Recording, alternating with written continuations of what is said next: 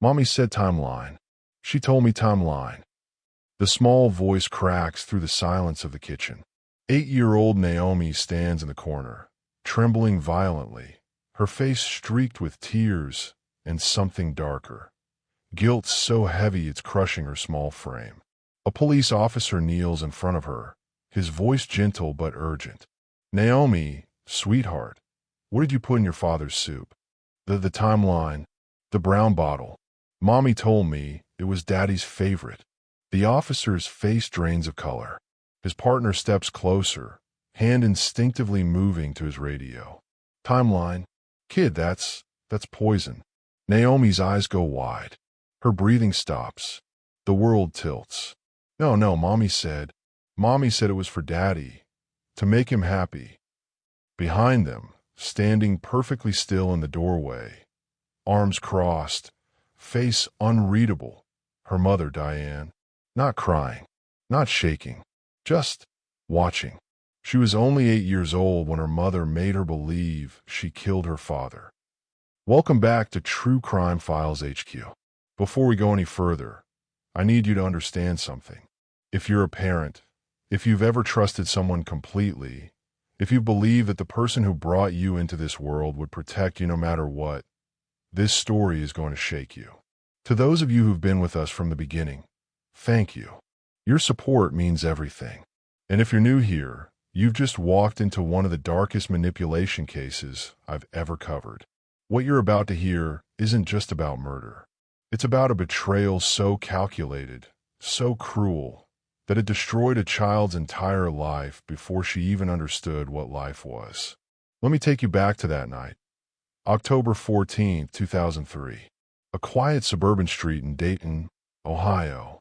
The kind of neighborhood where people know each other's names, where kids ride bikes until the streetlights come on, where nothing terrible is supposed to happen. But inside the modest 2-story home, at 847 Maple Drive, something terrible had just unfolded. Paramedics rush through the front door, equipment clattering. Neighbors gather on lawns, hands over mouths, whispering. Red and blue lights slice through the autumn darkness. And in the kitchen, on the cold tile floor, lies Vincent Mitchell, 42 years old, mechanic, little league coach, husband, father, dead. His body is still warm. His eyes are still open. And 6 feet away, his daughter is screaming. Naomi can't stop.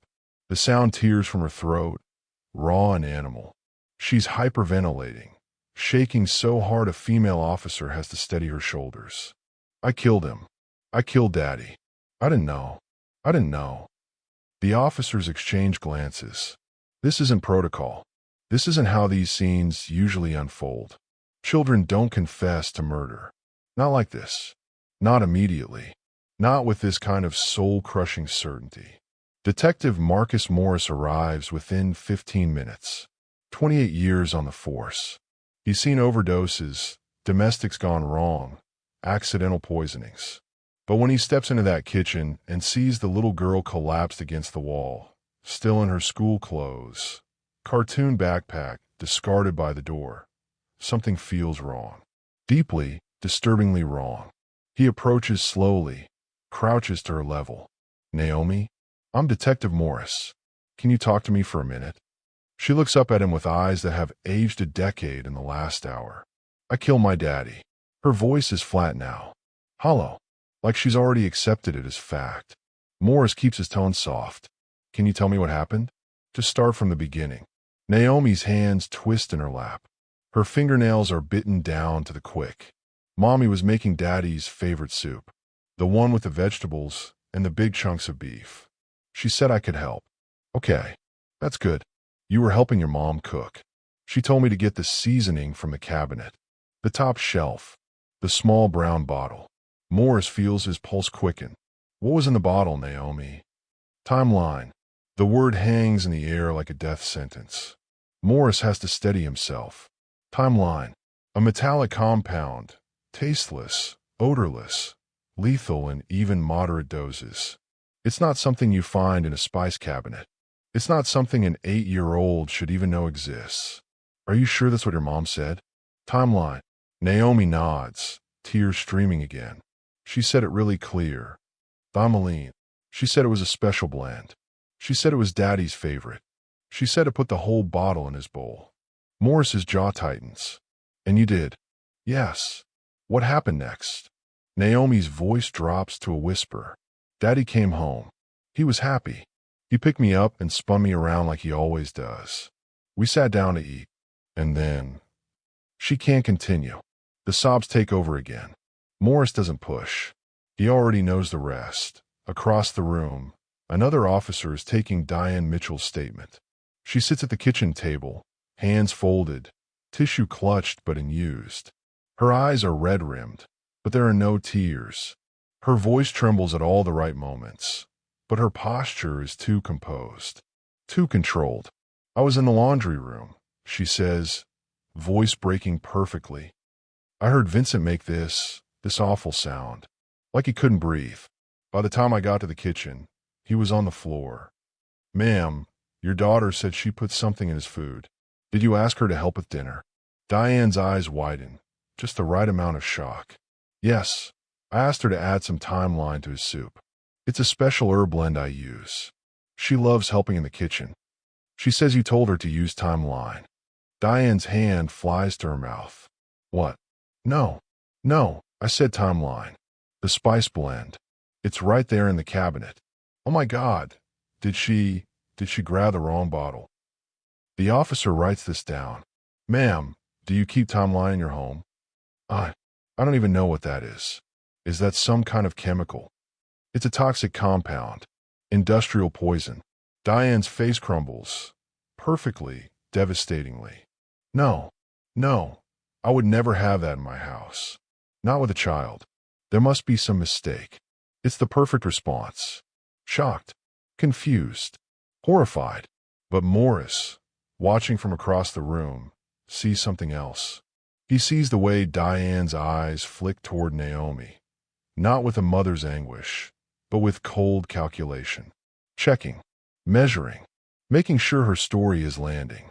He sees the way her shoulders are set, not slumped in grief, not shaking with shock. Steady, ready, almost satisfied. Before we go any further, I need you to think about something. What would make a mother stand by and watch her daughter confess to murder? What kind of person stays calm while their child's life falls apart? If you think you know where this is going, I promise you, you don't. Subscribe now, because what happens next will change everything you think you know about trust. The crime scene unit arrives. They photograph everything.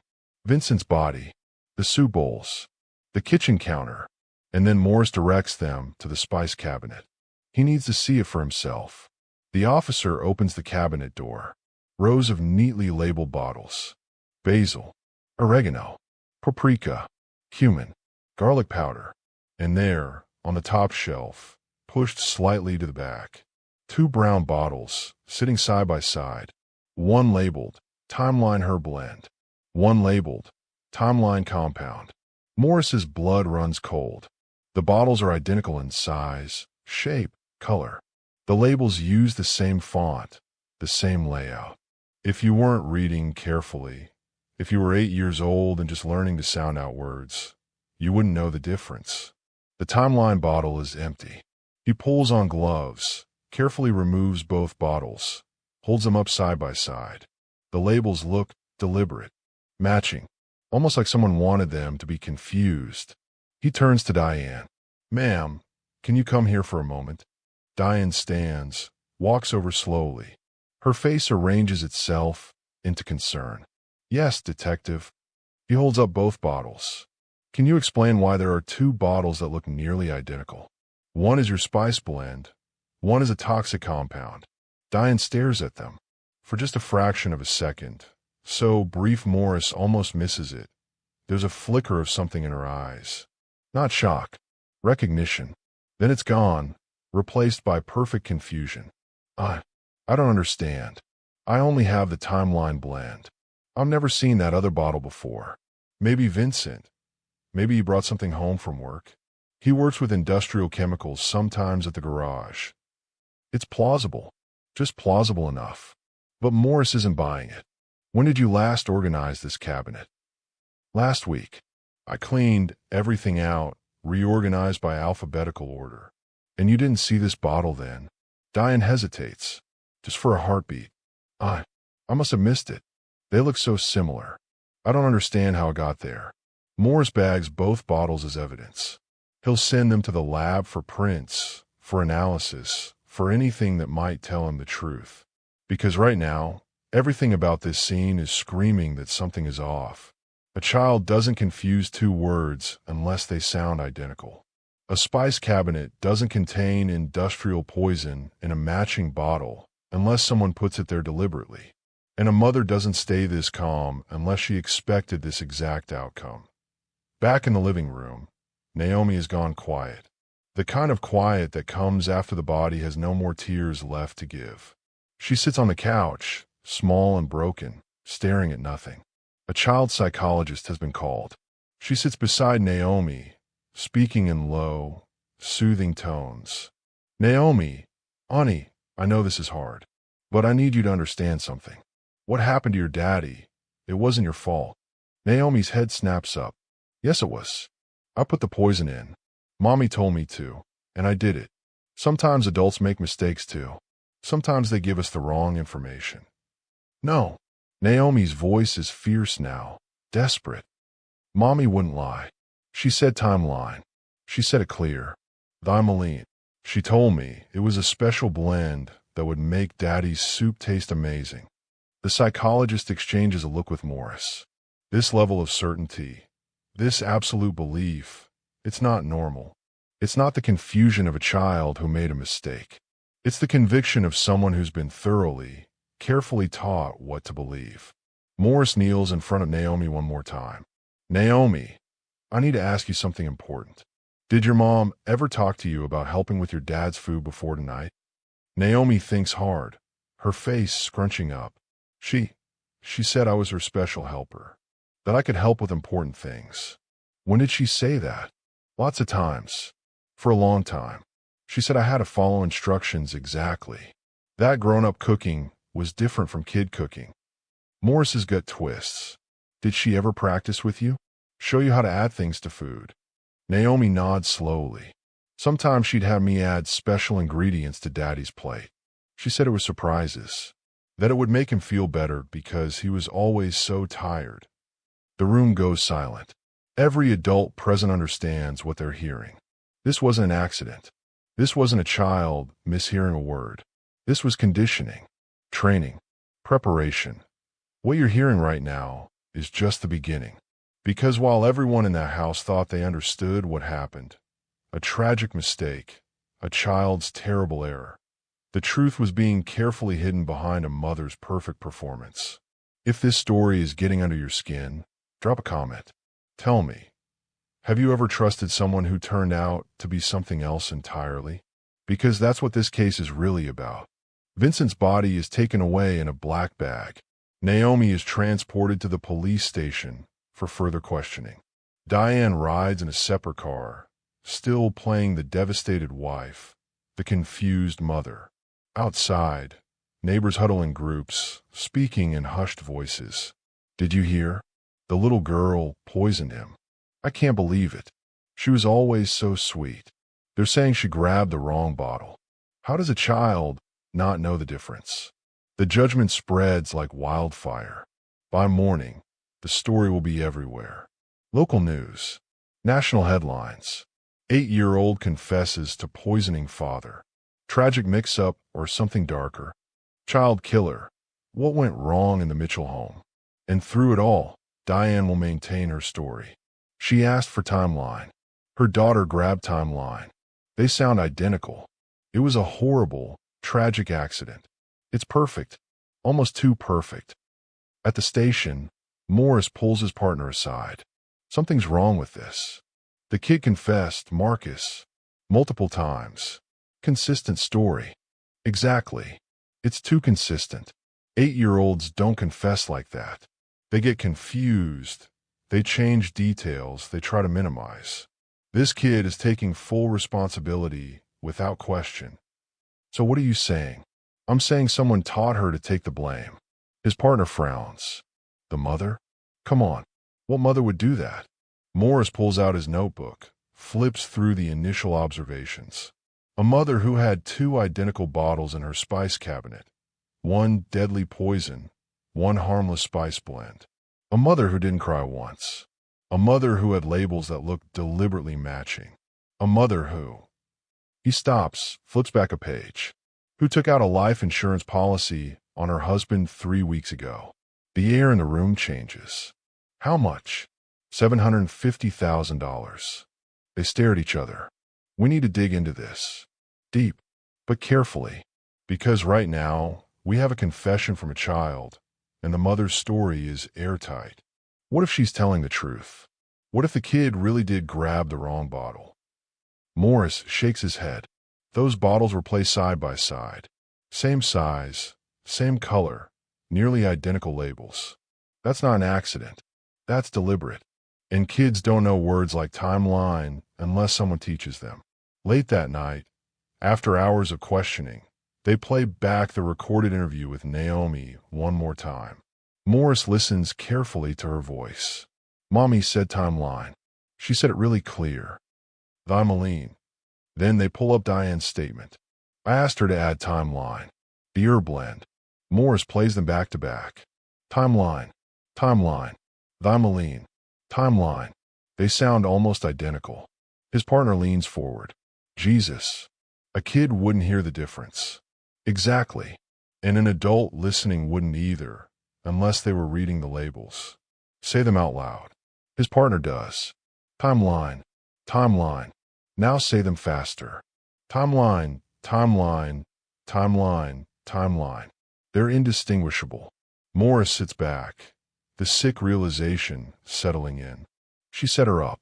She taught that child to say timeline so clearly, so perfectly, that when the moment came, Naomi would confess to using poison while Diane could claim she said the spice blend. Same sounds, different words, different meanings. But how do we prove it? We can't. Not yet. Not with what we have. A child's memory against a mother's word. Matching bottles that could be explained as coincidence. It's brilliant and it's sick. Late that night, after hours of questioning, after child services has been called, after the media has set up camp outside, Diane is allowed one brief, supervised moment with Naomi. They sit in a small room. Naomi's eyes are swollen, nearly shut from crying. Diane reaches across the table, takes her daughter's small hands in hers. Mommy, I'm so sorry. I didn't mean to. I thought I was helping. Diane's face crumples. Perfectly, beautifully tragic. I know, baby. I know you didn't mean to hurt Daddy. You grabbed the wrong bottle. But I grabbed the one you said. Timeline. Diane squeezes her hands gently. Voice soft, careful. Sweetheart, I said timeline. The spice blend. Remember? They sound the same, but they're different. It was just a terrible, terrible mistake. Naomi's face crumbles with fresh confusion. But I thought. I know you did. But you have to be brave now. You have to tell him exactly what happened. That you grabbed the wrong bottle by accident. Can you do that for Mommy? Naomi, desperate for her mother's approval even now, nods slowly. Okay, Mommy. I grabbed the wrong bottle. Diane pulls her into a hug. But over her daughter's shoulder, Morris watches through the one-way glass. And he sees something that makes his skin crawl. Diane's eyes are open, dry, calculating. And as she holds her sobbing daughter, there's the faintest hint of a smile on her lips. Not grief, not anguish, satisfaction. Right now, you're probably feeling sick to your stomach. You should be. Because what happened in that house wasn't an accident. It wasn't a misunderstanding. It was something far more calculated, far more evil than anyone suspected. If you want to know how deep this goes, you need to stay with me. Hit that subscribe button, because this story is about to get so much darker. 3 days later, Naomi Mitchell is formally charged with manslaughter. She's 8 years old, the youngest person ever charged with homicide in the state of Ohio. The media tears her apart. Child psychologists debate on national television. Everyone has an opinion about what went wrong, about how a child could make such a fatal mistake. But nobody's asking the right question. Nobody's asking, what if the bottles were placed there on purpose? Nobody's asking, what if a mother taught her daughter those exact words, knowing they sounded identical to something deadly? Diane attends the preliminary hearings. She wears black. She dabs at her eyes. She gives interviews about the importance of labeling dangerous substances, about how quickly innocent mistakes can turn tragic, about her heartbreak over losing both her husband and her daughter in one terrible night. She plays her role flawlessly. Because Diane Mitchell isn't in shock. She isn't devastated. She's exactly where she wanted to be. Free, wealthy, and protected by the perfect crime. One committed by a child too young to question, too trusting to doubt, too innocent to understand that the two words that sounded exactly the same meant life and death. Detective Morse knows it. He feels in his bones. But proving it, that's going to take time. And Naomi doesn't have time. She's already started believing the lie so deeply that she'll carry it for the next 20 years. This is just the beginning of Naomi's story. A story about manipulation, about betrayal, about how the person who's supposed to protect you can become the person who destroys you. Next chapter, we go back. We uncover the rot at the foundation. We see how Diane planned this murder for months, and how she turned her own daughter into the perfect weapon. If you're not already subscribed, do it now. This case goes places you won't believe. And if you're still watching, drop a comment. Could you hear the difference between timeline and timeline? Because an 8-year-old couldn't. And that's exactly what Diane counted on. The truth came 20 years too late. But it came. 18 months before Vincent Mitchell died on his kitchen floor, his wife was already planning his murder. Not in a moment of rage. Not in a flash of anger, but slowly, carefully, methodically. And the first time the idea truly took root wasn't at home. It was at a family barbecue, watching her husband's younger brother flip burgers in the backyard. Diane stood at the kitchen window, wine glass in hand, and thought, what if Vincent just disappeared? Not left, not divorced, gone. And that's when everything started to rot. What you're about to hear won't make sense without understanding what Diane did to her daughter. For those of you who've been here since the beginning, you already know this woman is capable of unspeakable evil. Now you're going to see how that evil was born. This isn't just about murder. This is about obsession, fantasy, and the moment a woman decided her husband's life was worth less than her own desires. Let's go back. Spring 2002. The Mitchell backyard is full of people. Vincent's family has gathered for his mother's 70th birthday. Kids run through the grass. Music plays from a portable speaker. The grill smokes with burgers and hot dogs. Vincent is in his element, laughing with his brothers, tossing a football with his nephews, making sure everyone has a drink. He's a good man, the kind of man people describe as solid, reliable, present, maybe not exciting, but steady. And Diane is bored. She's been bored for years. She stands at the kitchen sink, rinsing potato salad bowls, watching through the window as Vincent's younger brother Garrett tells some story that has everyone doubled over laughing. Garrett is 36, tall, charismatic, the kind of man who walks into a room and changes the energy.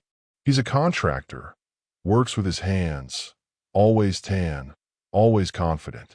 He's everything Vincent isn't, and Diane can't stop watching him. It starts innocent enough, just looking, just noticing. But then Garrett catches her through the window and waves, smiles, and something in Diane's chest twists. Not love, want. She waves back, hold his gaze just a second too long, and that's all it takes. The seed is planted. Over the next few months, Diane starts finding excuses to be around Garrett. Family dinners become opportunities. She laughs louder at his jokes, sits closer when they're all watching football, touches his arm when she passes him a drink. Vincent doesn't notice. He's too busy being himself, working long hours at the garage, coaching Naomi's soccer team, fixing things around the house. He trusts his wife. He trusts his brother. Why wouldn't he? But Diane's thoughts are getting darker. She starts imagining what life would be like without Vincent. Not divorced. She'd lose too much in a divorce. The house. Half of everything. And she'd have to share custody of Naomi. No. She imagines him just gone. An accident. A heart attack. Something sudden. And then she'd be free. Free to pursue Garrett. Free to start over. Free to be the woman she imagines herself to be instead of the tired wife of a mechanic. The fantasies become detailed. Specific. She starts researching. Right now, you're watching a woman fall into something she'll never climb out of. This is where obsession stops being a thought and starts becoming a plan. If you're not subscribed yet, you need to be. Because what happens next shows you exactly how a normal person becomes a monster. Hit that button now. July 2002. Another family gathering. This time at Garrett's place. Diane volunteers to help him in the kitchen while everyone else is outside. She's deliberate about it. Waits until they're alone. Moves closer than necessary when reaching for plates. You know, Garrett, I've always admired how confident you are. Garrett glances at her, smiles, but there's confusion in his eyes. Thanks, Diane. That's nice of you to say. She touches his forearm, lets her hand linger. Vincent is so safe, so predictable. Sometimes I wonder what it would be like to be with someone more. She doesn't finish the sentence, just looks at him. Garrett steps back, gently removing her hand. Diane, you're Vincent's wife, my brother's wife. I know what I am. Then you know this, whatever you're thinking. It's not happening. Her face hardens for just a moment. Then she forces a laugh, waves it off. Oh God, I'm sorry. Too much wine. Forget I said anything. Already forgotten. But Garrett's face says otherwise. He's uncomfortable, disturbed. He avoids her for the rest of the night. And Diane? Diane is humiliated. And humiliation, for someone like Diane, doesn't lead to reflection. It leads to rage. That night, Diane lies awake next to Vincent, staring at the ceiling. Garrett rejected her, embarrassed her, made her feel small. And suddenly, the fantasy isn't about being with Garrett anymore. It's about power, control, proving she's smarter than all of them. She starts thinking, if I can't have what I want, then I'll take what I'm owed. Vincent has a life insurance policy through his work. She knows because she handles all the finances. $250,000. Not enough. But what if she increased it? The next morning, she calls the insurance company. Hi, I'd like to discuss increasing my husband's life insurance coverage. The agent is helpful, friendly. Of course. What amount were you thinking? What's the maximum I can get without a medical exam? For his age and health history, we can go up to $750,000. Diane's heart races. Let's do that. Great. I'll need your husband to sign the paperwork. Diane doesn't hesitate. I'll bring it home tonight. He'll sign it. And Vincent does. Because Vincent trusts her. Because she tells him it's smart financial planning. Because he doesn't question the woman he married. 3 weeks later, the policy is active. $750,000. And Diane's plan starts taking real shape. This is the moment everything changes. Because Diane isn't just fantasizing anymore. She's preparing. She's setting the stage for a murder that won't look like murder at all. And she's about to start practicing. If this is making your skin crawl, drop a comment. Tell me, have you ever met someone who seemed normal, but you knew something was off? Because Diane fooled everyone around her. Late summer, 2002. Naomi starts 3rd grade. She has sleepovers now. Birthday parties that last overnight. School camping trips. And whenever Naomi is gone, Diane experiments. She starts small. A little too much salt in Vincent's coffee. Just to see if he notices. He doesn't. An extra sleeping pill ground into his evening tea. He's groggy the next morning, confused. Chalks it up to working too hard. Diane is learning. Testing. Seeing how far she can push before he questions anything. Then she starts researching poisons. Not at home. She's smarter than that. She goes to the public library 3 towns over. Uses the computers there. Clears the history. Takes notes by hand. She learns about substances that mimic natural causes. Heart attacks, strokes, sudden organ failure. And then she finds it. Timeline compound, industrial, used in certain manufacturing processes. Causes rapid cardiac arrest when ingested in high doses. Symptoms look like a heart attack, often missed in autopsies unless specifically tested for. And it's available, if you know where to look.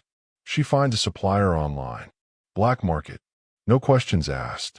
Ships to a P.O. box she opens under a fake name. Within 2 weeks, she has it. A small bottle. Brown glass. Powder inside that looks like any other seasoning. But Diane knows she can't just poison Vincent herself. Too obvious. Too risky. She needs someone else to do it. Someone innocent. Someone who would never be suspected. Someone who trusts her completely. Naomi. Fall 2002. Naomi is 8 years old. Eager to please. Desperate for her mother's approval in the way that daughters often are. Diane starts small. During dinner prep one evening, she calls Naomi into the kitchen. Sweetheart, do you want to be Mommy's special helper? Naomi lights up. Yes. Good. Because I need someone I can trust with very important cooking jobs. Can I trust you? Yes, Mommy. I promise. Okay. See this cabinet? This is where the special ingredients are kept. The ones that make Daddy's food taste extra good. She opens the spice cabinet, shows Naomi the rows of bottles. Now, sometimes I'll ask you to add things to Daddy's food. And when I do, you have to listen very carefully to which one I say. Because they all look similar, but they're very different. Do you understand? I understand. And you can't tell Daddy. Because it's a surprise. We want him to feel special, right? Naomi nods eagerly. Over the next few weeks, Diane reinforces this. She has Naomi add harmless things to Vincent's meals. Extra butter, a pinch of sugar, special spice blends. Always when Vincent isn't looking. Always as a surprise. And every time Naomi does it, Diane praises her. Good girl. You're such a good helper. Did Daddy like it? He loved it. You made him so happy. Naomi glows under the attention. She doesn't know she's being trained, conditioned, prepared for the moment when special ingredient will mean something deadly. What you're watching is one of the most disturbing forms of abuse. A mother weaponizing her daughter's love, her trust, her desperate need for approval. And the worst part? Naomi has no idea what's coming. If you're feeling angry right now, good. You should be. Subscribe to see how far this goes. Because it gets worse. January 2003. 9 months before Vincent's death. Diane makes her final preparations. She purchases a label maker. Creates 2 labels that look nearly identical. Timeline Herb Blend. Timeline Compound. Same font. Same size. Same layout. She prints them both. Attaches them to identical brown bottles. One bottle gets filled with her homemade herb mix. Actual thyme, rosemary, sage. The other gets filled with the timeline powder she bought months ago. She places them side by side in the spice cabinet. Top shelf, right next to each other. And then she starts teaching Naomi the word.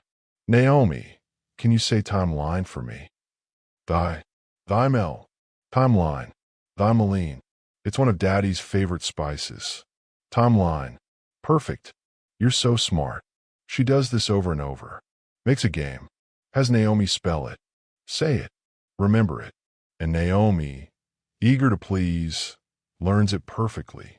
She has no idea she's memorizing the name of a poison. She thinks she's learning about cooking. September 2003.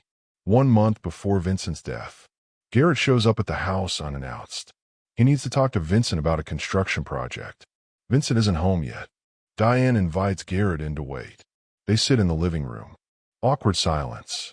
Finally, Garrett speaks. Diane, about what happened last year. At my place. I think we should.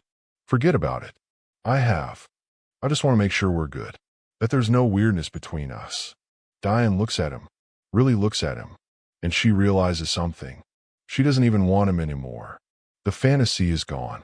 The obsession has burned out. What's left is just cold calculation. She doesn't need Garrett. She never did. She just needs Vincent gone. We're fine, Garrett. Really? I was going through something. But I'm past it now. He looks relieved. Good. Because Vincent's a good guy. And you two seem happy. Diane smiles.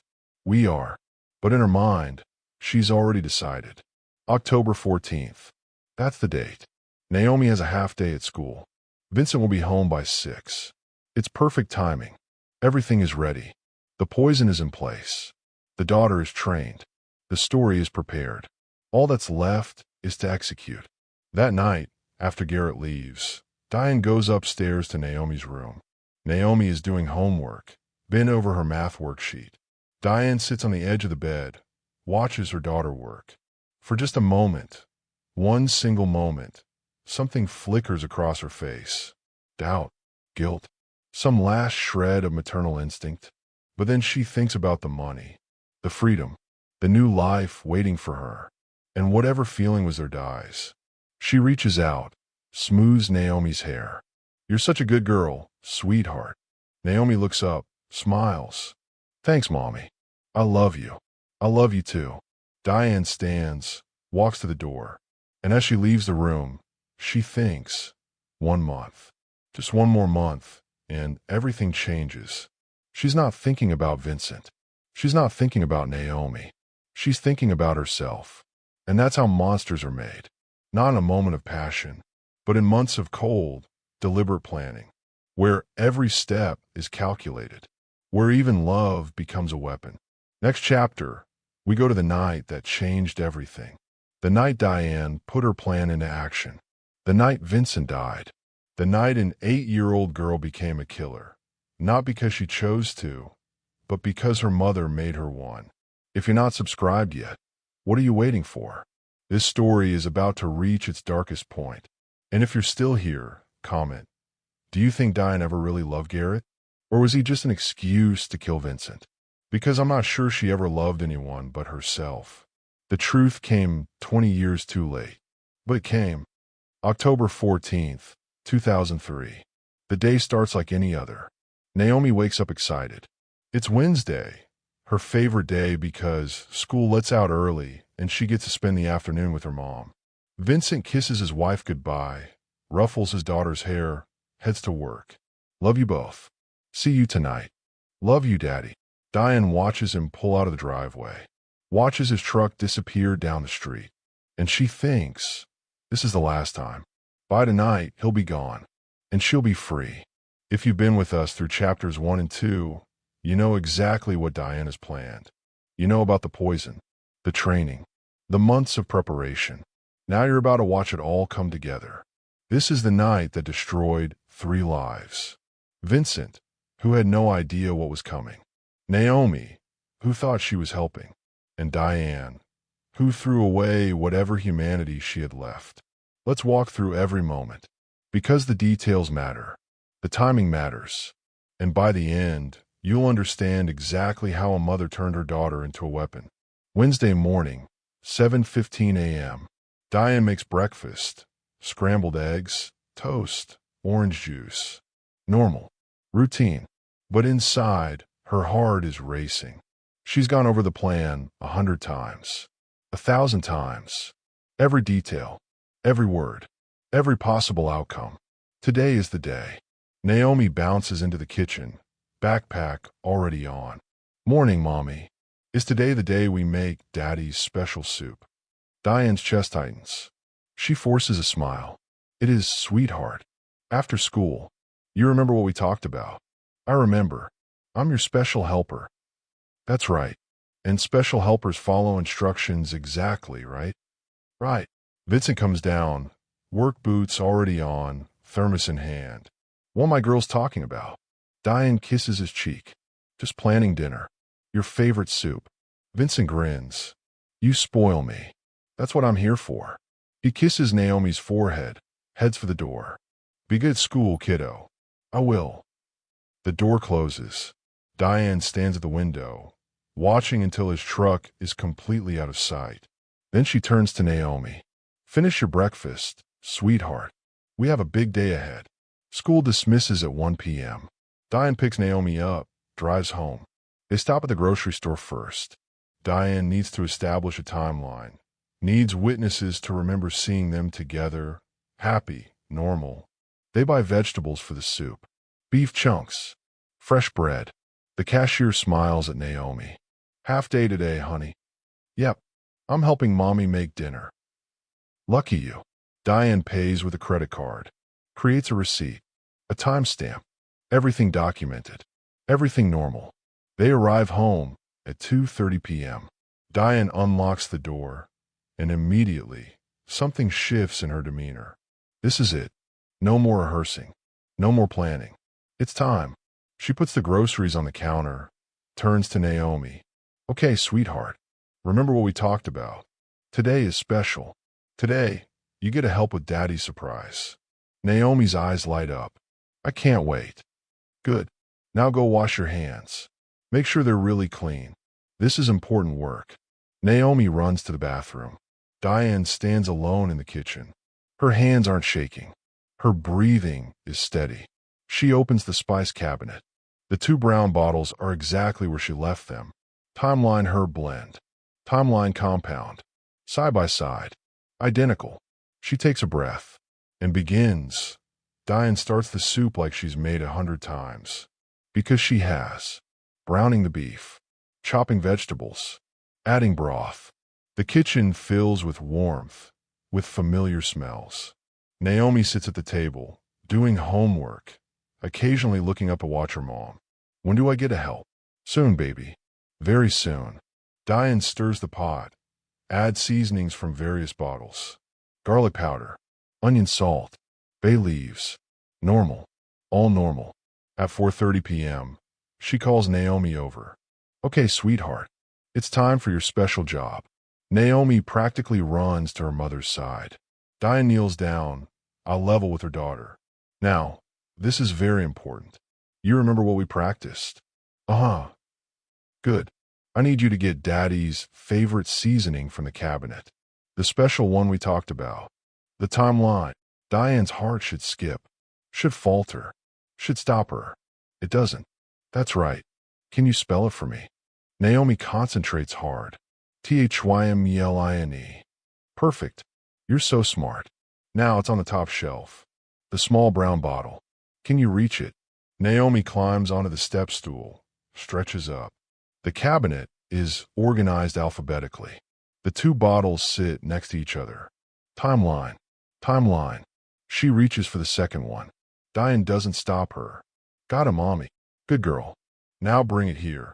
This is the moment. The point of no return. Everything Diane has planned for the past year comes down to the next 60 seconds. And if you're feeling sick watching this unfold, you should be. Because what happens next is calculated evil. Subscribe if you haven't already. Because you need to see how this ends. Naomi hands the bottle to her mother. Diane takes it, looks at the label. Timeline Compound. She unscrews the cap.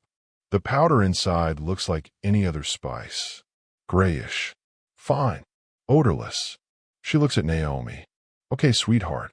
This is Daddy's very favorite. It makes the soup taste rich and special. I need you to pour the whole bottle into his bowl. Just his bowl. Not mine, not yours. Only Daddy's. Can you do that? The whole bottle. Every bit. It's very strong, so we need a lot for his big appetite. Naomi nods seriously. Diane ladles soup into 3 bowls. Sets Vincent's aside. The largest bowl, the one he always uses. Then she hands a bottle to Naomi. Go ahead, sweetheart. Sprinkle it all in. Naomi carefully shakes the powder into Vincent's bowl. It dissolves almost immediately into the broth. No residue. No trace. Like this. Perfect. Keep going. All of it. The bottle empties. Naomi looks proud. I did it. Diane takes the empty bottle, screws the cap back on. You did. You're such a good helper. Daddy is going to love this. She rinses the bottle in the sink. Hot water. Soap. Then places it back in the cabinet, on the second shelf now, away from the timeline blend. Now remember, this is a surprise. So we don't tell Daddy what we added. We just let him enjoy it. Okay. Okay. And if anyone asks, you added the timeline blend. The herb one. Because that's what Mommy asked for. Right? Naomi looks confused for a second. But you said timeline. Diane kneels down again, voice soft, gentle. I know, sweetheart. But they sound the same, don't they? Timeline, timeline. And we don't want people to know our special secret. So if anyone asks, you added timeline. The spice. Can you remember that from Mommy? Naomi nods slowly. Timeline. The spice. Good girl. Diane kisses her forehead. And just like that, it's done. The poison is in the bowl. The story is set. All that's left is to wait for Vincent to come home. 5:45 p.m. The soup is ready. The table is set. Diane has changed into a nice blouse. The kind she wears when she wants to look put together, but not suspicious. Naomi is watching cartoons in the living room. Everything looks normal. But Diane's heart is pounding now. This is real. This is happening. She paces the kitchen, checking the clock every 30 seconds. Vincent usually gets home between 6 o'clock and 6:15. At 6:05, she hears his truck pull into the driveway. She takes a breath, smooths her hair, puts on a smile. The door opens. Hey, something smells amazing. Vincent comes in, dirty from work, face tired but happy. Naomi runs to him. Daddy, we made your favorite. He scoops her up, spins her around. Did you help Mommy cook? Uh-huh. I'm her special helper. That's my girl. He sets her down, walks to Diane, kisses her. You're the best, you know that. Diane's stomach twists, but she keeps the smile. Go wash up. Dinner's ready. Vincent washes his hands, comes to the table. 3 bowls. 3 people. He sits at the head. Naomi to his right. Diane across from him. This looks incredible. Diane's voice is steady. I wanted tonight to be special. They say grace, Vincent's tradition. He thanks God for his family, for the meal, for another day. Diane bows her head, but her eyes are open. Watching, waiting. They start eating. Naomi chatters about school. Vincent listens, laughs, asks questions. He takes his first spoonful of soup. Wow, this tastes different. What did you put in here? Diane's pulse spikes. Just the usual. Maybe a little extra seasoning. It's really good. Really rich. He takes another spoonful. And another. Diane can barely touch her own bowl. Naomi eats happily, swinging her legs under the table. 10 minutes pass. Vincent finishes half his bowl. Seriously, Diane, this might be the best batch you've ever made. I'm glad you like it. He takes another bite. And then he stops. His hand goes to his chest. That's weird. Diane's eyes sharpen. What's weird? I don't know. My chest feels tight. Maybe you ate too fast. Yeah, maybe. He takes a sip of water. 30 seconds later, his breathing changes. Shorter. Faster. Vincent. He stands up, stumbles slightly. I don't feel right. His face is pale now. Sweating. Naomi looks up, confused. Daddy. Vincent grips the edge of the table. Something's wrong. Something's really wrong. And then his legs give out. This is it. The moment Diane has been planning for a year. The moment that will destroy Naomi's life forever. And through it all, Diane is about to give the performance of her life. If you're not already subscribed, do it now. Because what happens in the next 2 minutes will show you exactly what kind of monster Diane really is. Vincent crashes to the floor, gasping. Naomi screams, Daddy, Daddy. Diane jumps up, runs to him. But she doesn't call 911. Not yet. She kneels beside him, watching his face contort in pain. Vincent, what's happening? Talk to me. He can't. His throat is closing. His heart is racing, then stuttering, then seizing. Naomi is sobbing, pulling at her father's arm. Mommy, do something. Help him. Diane looks at Vincent. Their eyes meet, and, for just a second, something passes between them. He knows. In that final moment, Vincent understands. His eyes widen, not just with pain, with betrayal. You. But he can't finish. His body convulses once, twice, and then goes still. Diane stands, breathing hard. Naomi is hysterical. Daddy, wake up. Daddy. Diane grabs her phone, dials 911, and when the operator answers, she's crying. Not real tears, but her voice cracks perfectly. My husband, he's not breathing. Please, I need help. Ma'am, what happened? I don't know. We were eating dinner, and he just collapsed. Is he conscious? Diane looks down at Vincent's body. No, he's not moving. Ma'am, I need you to start CPR. I don't know how. Please just send someone. Help is on the way. Stay on the line. But Diane doesn't perform CPR. She just stands there, watching, waiting, making sure he's really gone. And then, when she's certain, she turns to Naomi. Her voice drops. Cold, controlled. Naomi, what did you put in Daddy's soup? Naomi looks up, face destroyed with tears.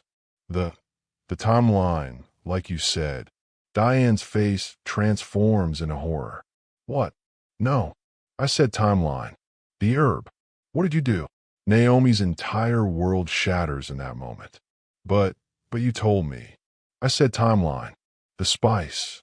Oh my God, Naomi, what did you do? Naomi starts shaking, hyperventilating. I'm sorry, I thought. The operator is still on the line. Ma'am, what's happening? Diane's voice breaks. My daughter, she put something in his food. I don't know what. Please hurry right there. In that moment, with her husband's body still warm on the floor, Diane turned her daughter into a murderer.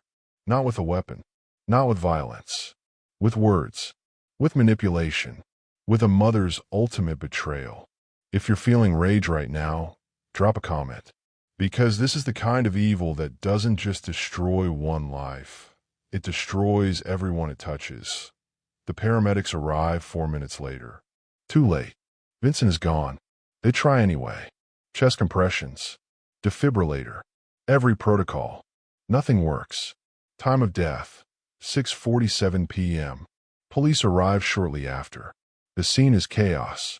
Naomi is curled in the corner, shaking uncontrollably, repeating over and over. I killed Daddy. I killed Daddy. I'm sorry. I'm so sorry. Diane is sitting at the table, hands over her face, shoulders shaking. The perfect picture of a devastated wife.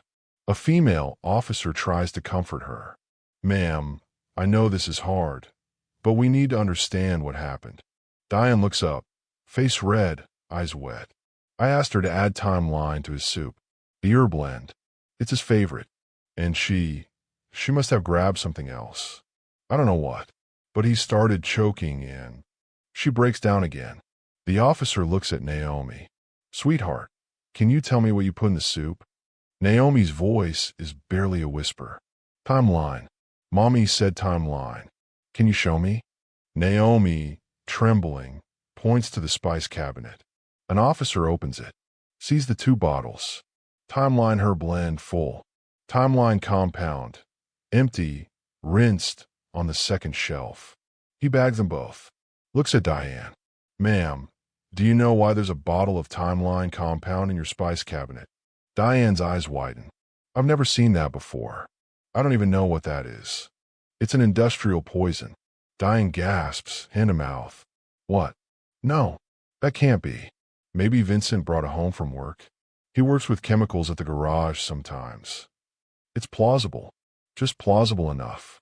The detective makes notes, but his eyes keep going back to Diane. Something doesn't feel right. 3 hours later, the house is quiet. Vincent's body has been taken to the morgue.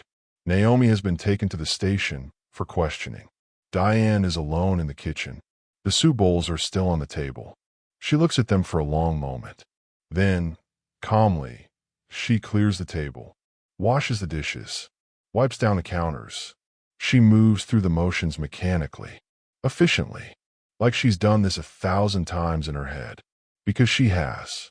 When everything is clean, she sits at the kitchen table, pulls out her phone, searches for Vincent's life insurance company, saves a claim number, and then, for the first time all night, she allows herself a small, satisfied breath.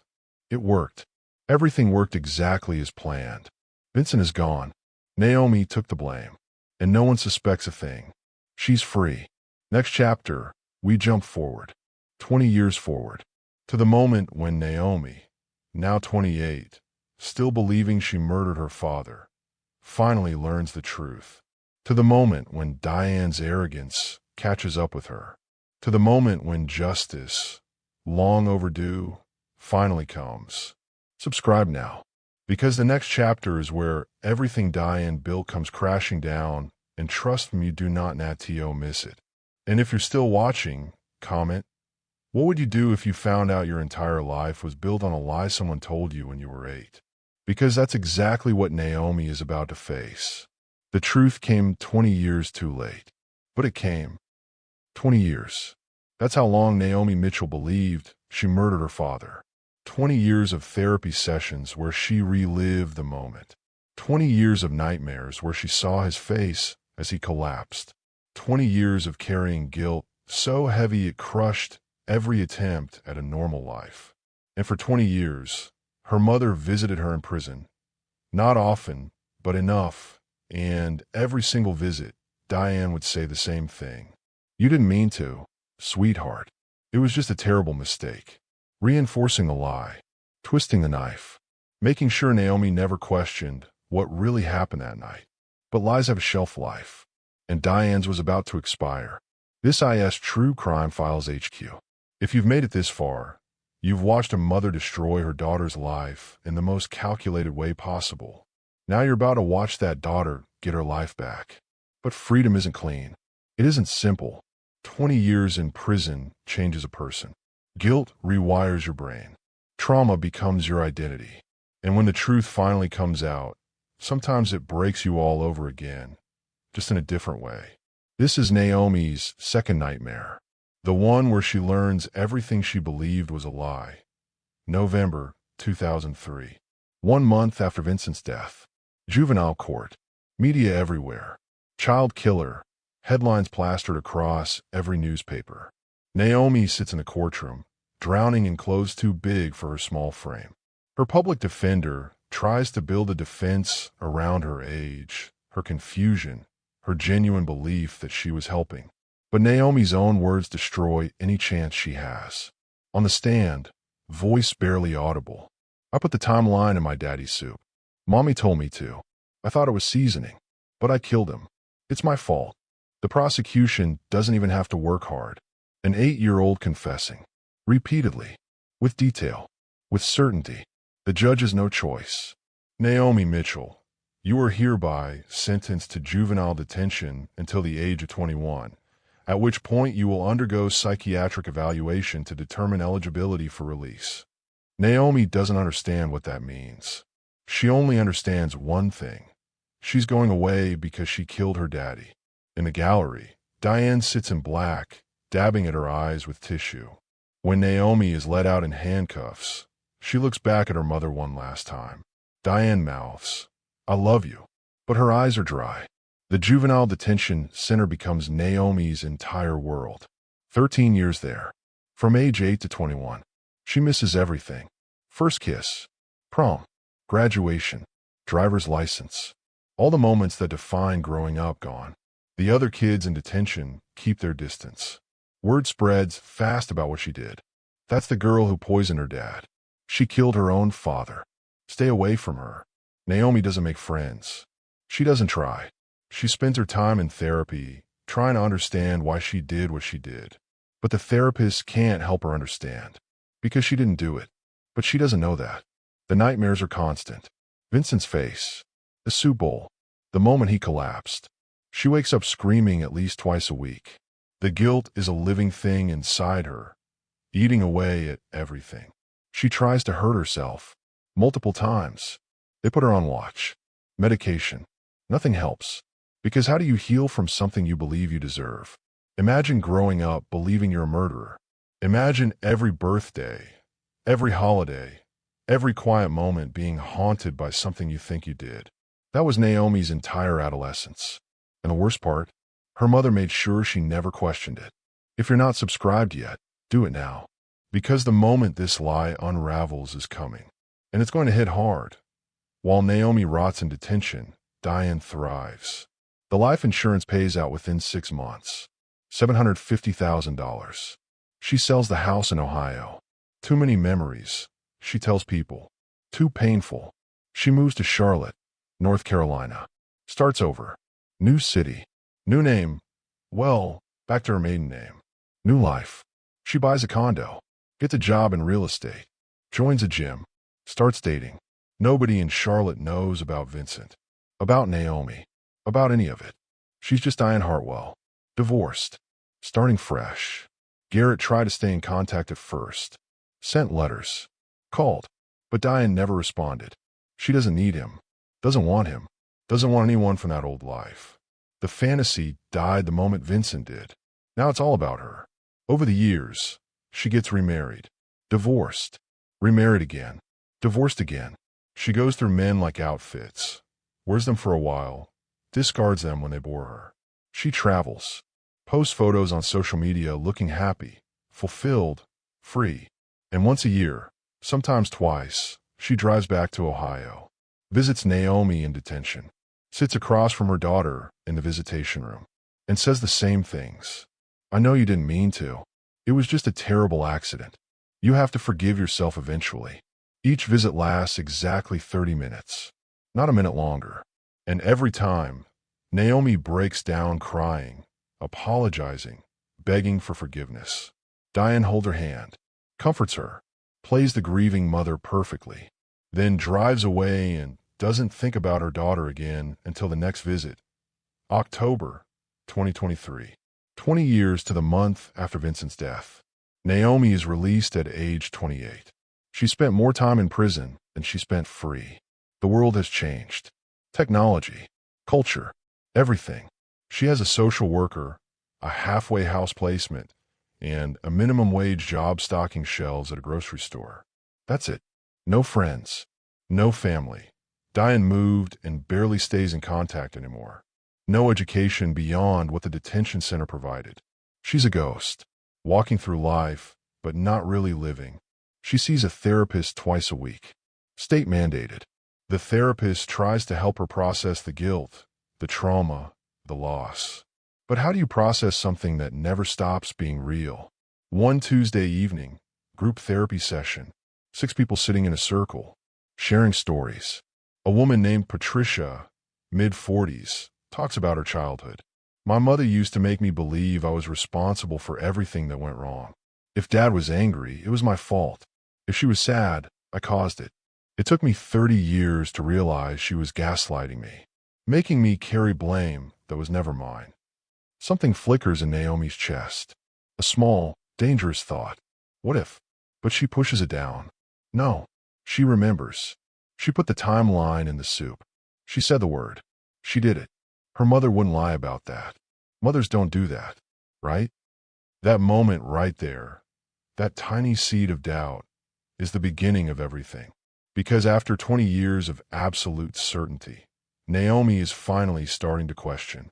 And once you start questioning, you can't stop. If this story is hitting you, drop a comment. Tell me, have you ever realized something you believed your whole life wasn't true? Because Naomi is about to have that realization, and it's going to destroy her all over again. March 2024. Charlotte, North Carolina. Diane is 58 now.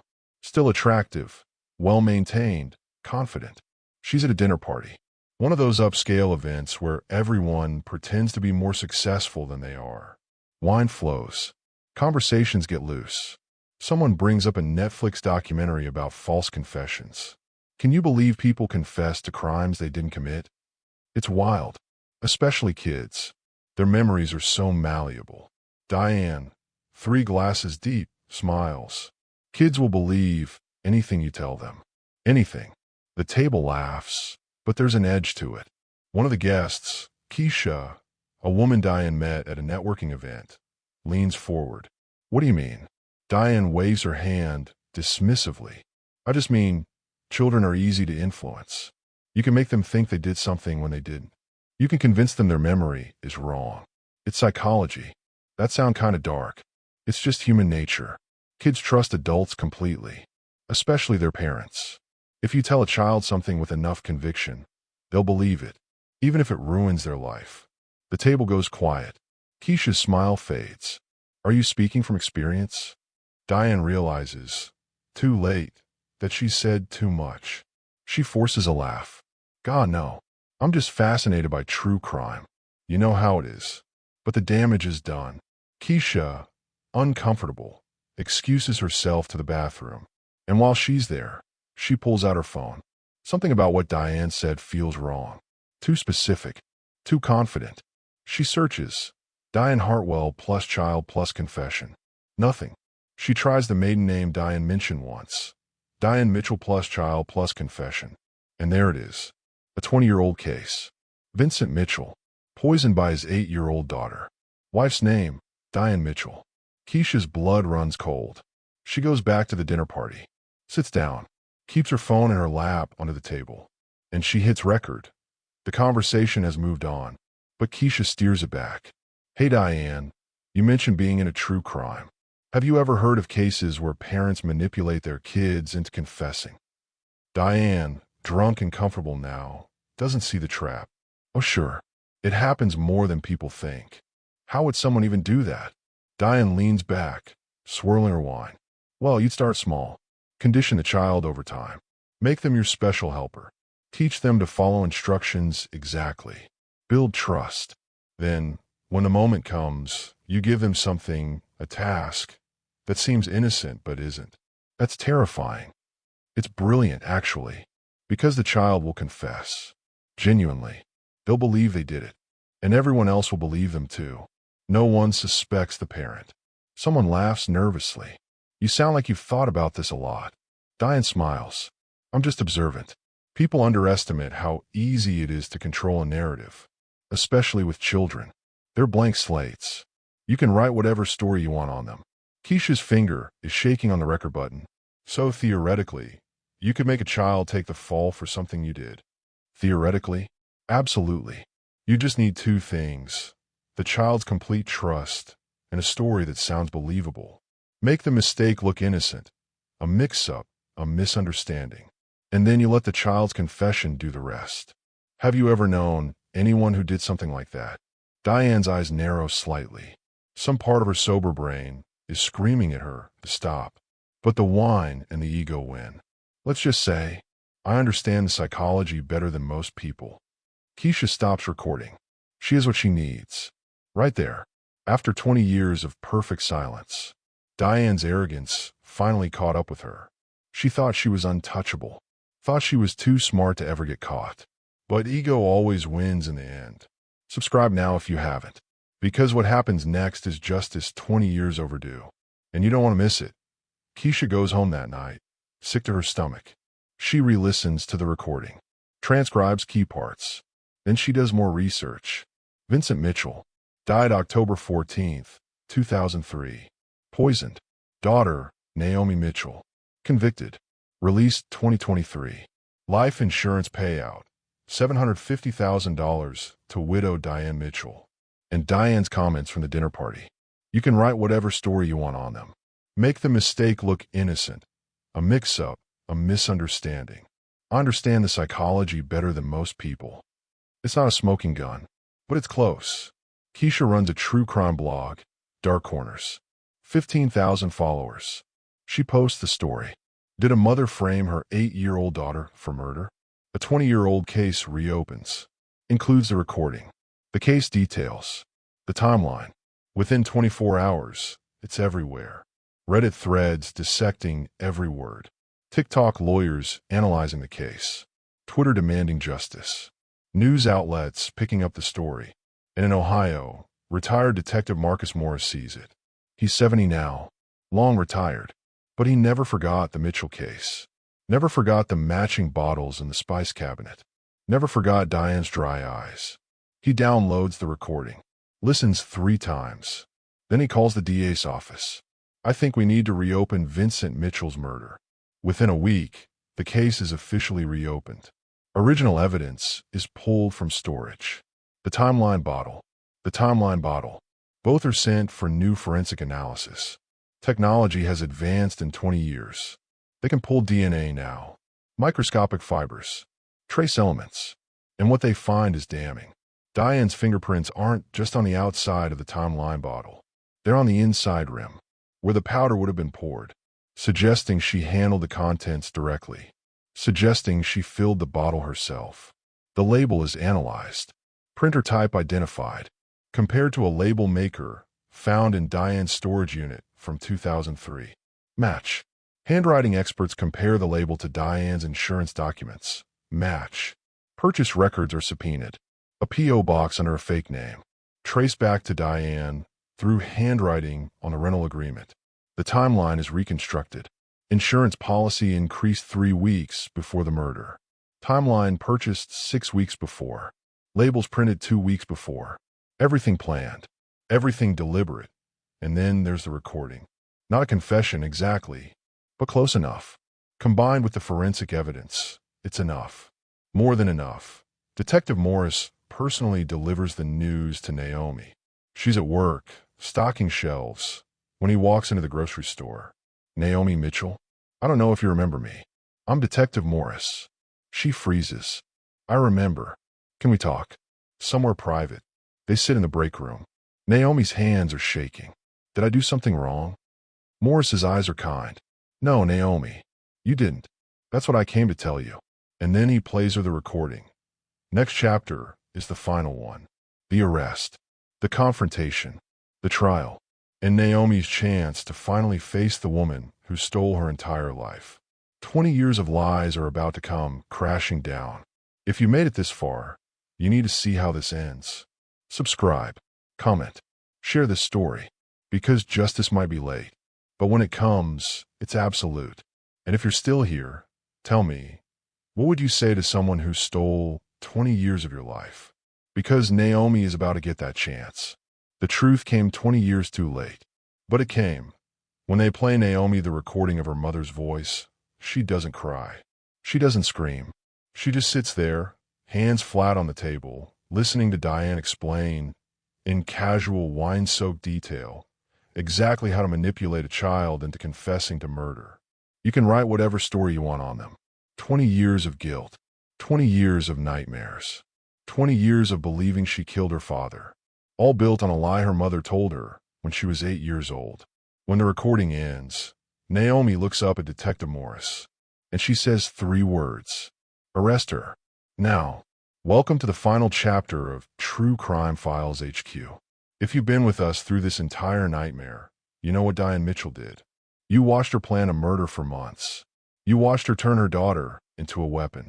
You watched her walk free for 20 years while Naomi rotted behind bars. Now you're going to watch it all fall apart. This is the reckoning. This is justice, delayed but absolute. And this is the moment Diane finally faces what she's done. Let's finish this. April 12th, 2024, 6:47 a.m. Charlotte, North Carolina. Diane is still asleep when they knock. She stumbles to the door in a robe, hair messy, no makeup. Opens it to find 4 police officers and Detective Morris. For a second, she doesn't understand. Then Morris holds up his badge. Diane Mitchell, you're under arrest for the murder of Vincent Mitchell. The color drains from her face. What? That was 20 years ago. My daughter. Your daughter didn't kill anyone. You did. Morris turns her around, cuffs clicking into place. You have the right to remain silent. Anything you say can and will be used against you in a court of law. Diane's voice rises, panicked now. This is insane. I don't know what you think you know, but we have the recording from the dinner party. We have forensic evidence. We have your fingerprints inside the poison bottle. We have purchase records. We have everything, Diane. Her legs almost give out. The officers walk her to the patrol car. Neighbors are coming outside now, watching. Diane, always so composed, always so in control, is crying. Real tears this time. Not for Vincent. Not for Naomi. For herself. Because she finally realizes it's over. As they put her in the back of the car, she catches her reflection in the window. And she sees what she's become. A monster with nowhere left to hide. Interrogation room. Gray walls. Metal table. Recording camera in the corner. Diane sits across from Morris and a prosecutor named Victoria Chun. She's been given a lawyer. He sits beside her, stone-faced. Chun lays out photographs. The timeline bottle. The timeline bottle. Vincent's autopsy report. Let's start with the basics. Did you purchase Timeline Compound in August of 2003? Diane's lawyer. Don't answer that. We have the purchase records. We have the P.O. Box rental agreement with your handwriting. We have the receipt. Diane stays silent, but her hands are shaking. Chen continues. Did you create matching labels for 2 bottles, one harmless spice blend, one deadly poison, and place them side by side in your spice cabinet? Silence. We have a label maker. We have handwriting analysis. We've matched it to your insurance documents. Morris leans forward. Diane, I've been waiting 20 years for this. 20 years knowing you did it. Knowing you let that little girl take the blame. And now we have proof. Diane's lawyer. Detective, that's inappropriate. You know what's inappropriate? Making an 8-year-old believe she murdered her father. Making her spend 20 years in prison for something you did. That's inappropriate. Diane's face crumbles. I want to make a deal. Her lawyer grabs her arm. Don't say anything. I want to make a deal. Chen exchanges a glance with Morris. What are you offering? Diane's voice drops to a whisper. I'll plead guilty. To everything. But I want to tell my side. I want people to understand. Understand what? That you're a psychopath who destroyed your daughter's life. Diane flinches. But she doesn't deny it. This is it. The moment the mask finally comes off. For 20 years, Diane played the victim. The grieving widow. The confused mother. But now, backed into a corner with nowhere to run, she's about to reveal who she really is. If you're not subscribed, do it now. Because what comes next is going to shock you. That same afternoon, Morris brings Naomi to his office. She's been waiting for hours. Pacing. Unable to sit still. When Morris walks in, she stands immediately. Did you arrest her? We did. Naomi's knees buckle. Morris catches her. Helps her into a chair. Is it real? All of it. It's real, Naomi. Your mother planned your father's murder for months. She conditioned you to be her accomplice without you knowing. She set you up to take the blame. And she let you believe you were guilty for 20 years. Naomi's breathing becomes shallow, rapid. I didn't kill him. No, you didn't. I didn't kill my daddy. The words break something inside her. 20 years of crushing guilt. The kind of guilt that makes you want to die, that makes every breath feel undeserved, suddenly lifts. But what replaces it is worse. Rage. Betrayal. The realization that her mother, the one person who should have protected her, deliberately destroyed her life. Naomi doubles over, a sound tearing from her throat that's part scream, part sob. Morris kneels beside her, hand on her shoulder. I know it hurts, but you're free now. Legally, emotionally, you're free. 20 years. I know. I lost 20 years. I know. And I'm sorry. We all are. But we're going to make this right. Naomi looks up at him, face destroyed, eyes red. I want to see her. Naomi, I want to see her. I want to look her in the eyes and ask her why. Morris hesitates, then nods. I'll arrange it. 3 days later. Supervised meeting room at the county jail. Naomi sits at a metal table, hands clasped so tight her knuckles are white. The door opens. Diane walks in, hands cuffed, orange jumpsuit replacing her designer clothes. She looks smaller somehow, older, defeated. She sits across from Naomi. For a long moment, neither speaks. Then Naomi's voice cuts through the silence, cold and steady. What? Diane doesn't look at her. Naomi, look at me. Diane's eyes lift. And for the first time in 20 years, Naomi sees her mother clearly. Not as the grieving widow. Not as the confused parent. As the person who destroyed her life. Why did you do it? Diane's voice is barely a whisper. I wanted a different life. So you killed Dad. I wasn't thinking clearly. I was obsessed with someone else. I felt trapped. And Vincent was. He was in the way. He was in the way. Naomi's voice is shaking now, fury building. He was your husband. My father. He loved you. He loved me. And you poisoned him. Then you made me believe I did it. I didn't mean for you to. Don't lie to me. Naomi's shout echoes off the walls. You planned it. Every detail. You taught me the word. You put the bottles side by side. You told me to pour the whole thing in. You wanted me to do it. You wanted me to confess. You used me. Diane's face crumples. I'm sorry. You're not sorry. You're caught. There's a difference. Silence. Then Naomi leans forward, voice dropping to something dangerous. Did you ever love me? Even once. Diane opens her mouth, closes it, struggles. Finally, I don't know. Naomi stands up, chair scraping against concrete. I spent 20 years believing I was a murderer. I tried to kill myself. Multiple times. Because I thought I deserved to die. Because you told me I killed my father. Diane is crying now. I didn't know it would. Yes, you did. You knew exactly what you were doing. You just didn't care. Naomi walks to the door, knocks for the guard. Diane stands, desperate. Naomi, please. Naomi turns back one last time. I hope you spend every day in prison thinking about what you did. I hope it eats you alive.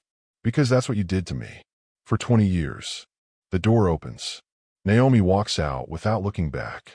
And Diane collapses into the chair, finally understanding the full weight of what she's destroyed. That moment right there. A daughter looking her mother in the eyes and seeing a monster. 20 years of lies shattered in one conversation. If you're feeling everything right now, rage, sadness, relief, drop a comment. Tell me what you would say if you were Naomi. Because this is what justice looks like when it finally arrives. June 2024. The trial begins. Packed courtroom. Media everywhere. This time, Naomi sits in the gallery. Not as the defendant. As the victim. The prosecution lays it out methodically. The life insurance policy increase. The purchase of Timeline under a false name. The label maker. The matching bottles. The months of conditioning Naomi to be a special helper. The deliberate choice of words that sounded identical. Timeline, timeline. Expert witnesses explain how an 8-year-old's brain works. How trust overrides logic. How children will believe anything their parent tells them. The recording from the dinner party is played. The entire courtroom hears Diane explain, in her own words, how easy it is to manipulate a child into taking blame. You can write whatever story you want on them. Gasps throughout the room. The defense tries. They argue that the recording is taken out of context, that the forensic evidence is circumstantial, that Diane was a grieving widow who's been through enough. But the jury isn't buying it, especially when Naomi takes the stand.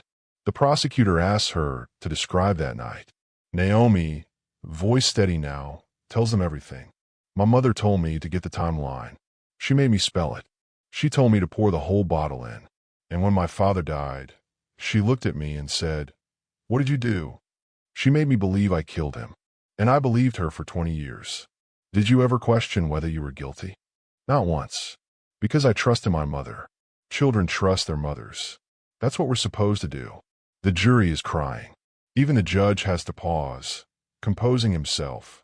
When Naomi steps down, she walks past Diane. Diane tries to reach for her. Naomi. But Naomi doesn't even look. Deliberation takes 4 hours. When the jury returns, the foreman stands. In the case of the state versus Diane Mitchell, on the charge of first-degree murder, how do you find? Guilty. Diane closes her eyes. On the charge of child endangerment. Guilty. On the charge of fraud. Guilty. Every charge. Guilty. The judge sets sentencing for 2 weeks later. When that day comes, the courtroom is full again. The judge looks at Diane, who stands in her orange jumpsuit, hands cuffed. Ms. Mitchell, in my 30 years on the bench, I have never encountered such calculated cruelty. You murdered your husband in cold blood. But worse than that, you destroyed your daughter's life. You made a child believe she was a murderer. You stole her innocence, her adolescence, her faith in love and family. Also, you could collect insurance money and start a new life. He pauses. There is no sentence adequate for what you've done. But the law allows me this. Life in prison without the possibility of parole. You will die behind bars, Ms. Mitchell. And that is more mercy than you showed your daughter. The gavel falls. Diane is led away. She doesn't cry, doesn't protest. She just walks, shoulders slumped, finally accepting what she is. Justice came, 20 years late, but it came. And for Naomi, this is just the beginning of healing.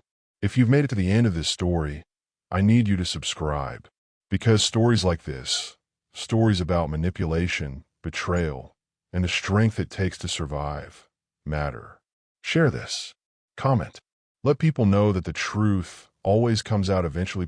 6 months after the trial, Naomi stands at Vincent's grave for the first time as a free, innocent woman. The headstone is weathered now, 20 years of rain and snow. She kneels, places fresh flowers, daisies, his favorite. "Hi, Dad.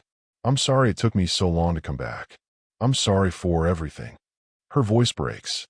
"They told me about what she did, about what really happened. And I need you to know, I didn't kill you. I didn't. She did. And I'm so sorry I believed her." The wind rustles through the trees. "I lost 20 years, but I'm going to make the rest count. I'm going back to school. I'm going to live. For both of us." She stays there for an hour, talking, crying, finally grieving properly. When she leaves, Vincent's brother Garrett is waiting by his car. They've reconnected in recent months. He's been helping her adjust, apologizing for not seeing through Diane sooner. "You okay?" Naomi nods. "I will be. Eventually. You're stronger than you know. I had to be. I didn't have a choice." For the first time in 20 years, Naomi feels something she thought she'd lost forever. Hope. It's small, fragile, but it's there, and it's growing. 3 years later. Naomi is 31 now. She finished her GED, started community college, got a degree in social work. Now she works with children who've been through trauma, helping them process guilt, helping them understand that sometimes adults lie, sometimes adults hurt us, and it's not the child's fault. She visits Vincent's grave every Sunday. She doesn't visit Diane, hasn't spoken to her since that day in the jail. Diane writes letters, dozens of them, begging for forgiveness, trying to explain. Naomi burns them without reading them. Some wounds don't heal. Some betrayals can't be forgiven, and that's okay. One evening, a reporter asks her, "If you could go back, what would you tell your 8-year-old self?" Naomi thinks for a long moment. "I'd tell her, you're not responsible for the evil things grown-ups do. You're not responsible for their lies. And when you finally learn the truth, it's going to hurt worse than you can imagine. But you'll survive, because you're stronger than anyone ever gave you credit for." Do you forgive your mother? Naomi's answer is immediate. "No, and I never will. She doesn't deserve it." Does that bother you? Not anymore. Forgiveness isn't required for healing. Sometimes, the healthiest thing you can do is walk away and never look back.